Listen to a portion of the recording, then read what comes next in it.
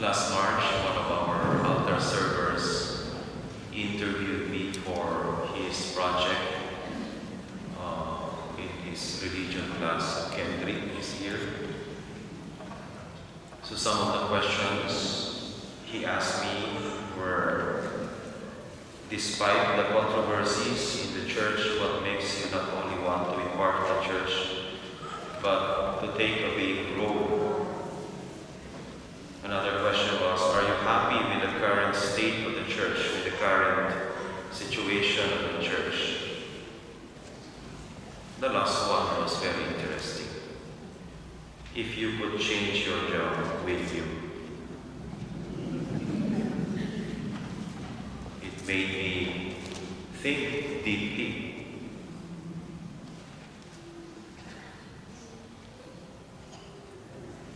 I thought, yes.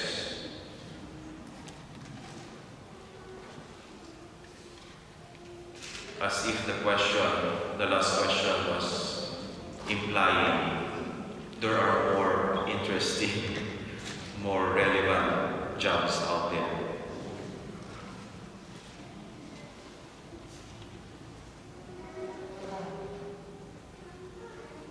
Find a more serious job. Every time I encounter this question, I always look back to the gospel of today. The dialogue, this touching dialogue between Jesus and Peter. Let us look at the dialogue. There are some details of this text that you will not know and you will not learn unless you read about the background of the church, of the text, especially some Greek words. So in the English text, it's just plain and simple. When Jesus asked Peter, "Do you love me?" Peter answers, "I love you." Plain, simple, obvious. But in the original Greek text, you will learn, you will discover a deeper meaning and message of the text. So for example, when Jesus said, "Peter, do you love me?" His answer does not correspond to the exact question of Jesus. Why? Because in the Greek language, there are 4 words that are used to describe love. The first word, for example, is storms. So this is the kind of affection that we feel for a neighbor, for a nice neighbor whom we meet from time to time. "Hi, how are you?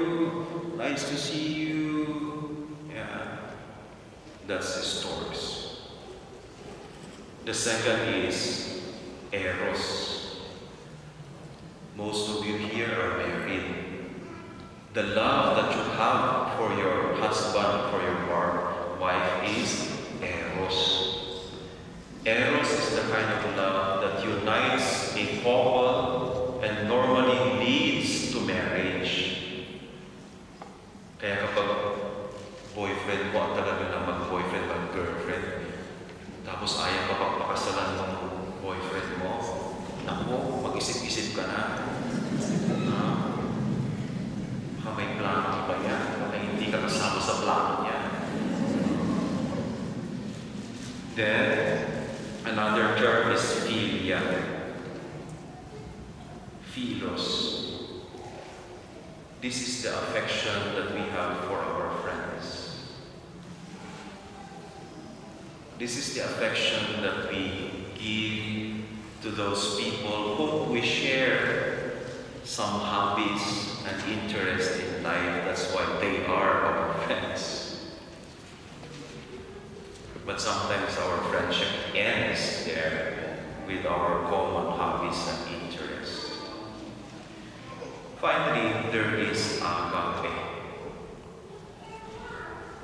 which means total, unconditional love, which will sacrifice anything, even if you do not receive anything back. Let's look at the dialogue of Peter and Jesus. Jesus asked Peter, "Agapas me," not philos me. Do you have agape for me? Meaning, do you love me enough to risk everything for me? Are you willing to sacrifice everything for me? Agapas me. We know that Peter did not live up to this kind of love. He denied Jesus to save his own life. So Peter answers the Lord, "Philo se." He did not use the word agape. Philos se, meaning, "Yes, Lord, I love you as a friend." He was saying, "I admire you, but I will not sacrifice everything for you." And so Jesus asked him the second time, "Agapas me."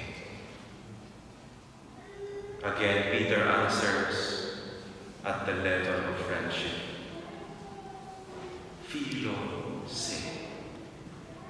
Finally, in order not to shame or embarrass Peter in front of the other disciples, Jesus asked him, "Philai me."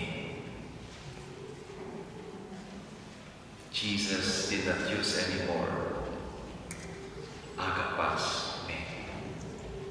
Instead, philai me. In English, "Are you really my friend?" And Peter answers, "Philo se."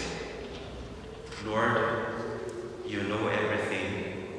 You know that I am your friend.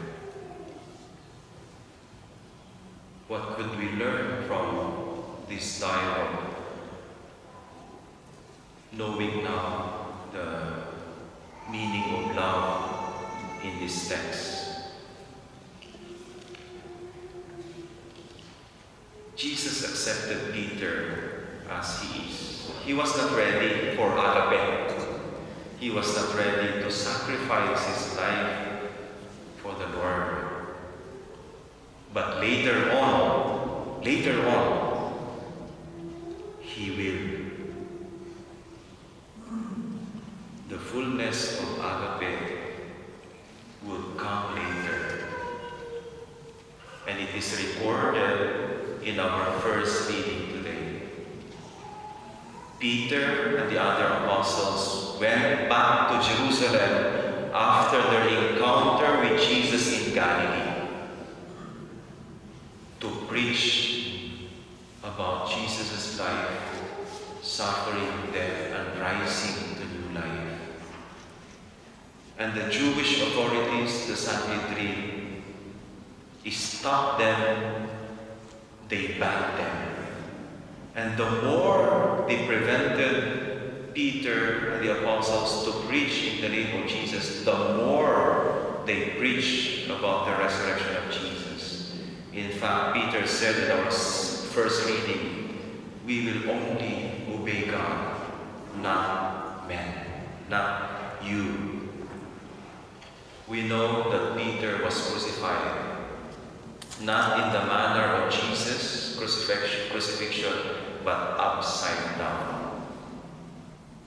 From philai me, he reached the fullness of love, agape, agapas me. let me end now our reflection. When Kendrick asked me